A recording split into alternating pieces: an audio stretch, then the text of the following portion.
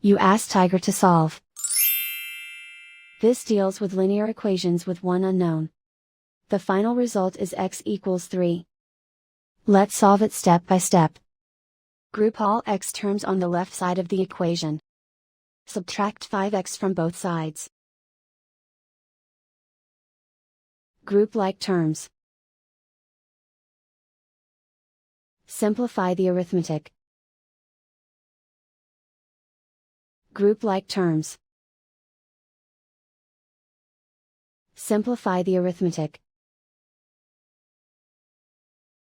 Group all constants on the right side of the equation. Add 7 to both sides. Simplify the arithmetic.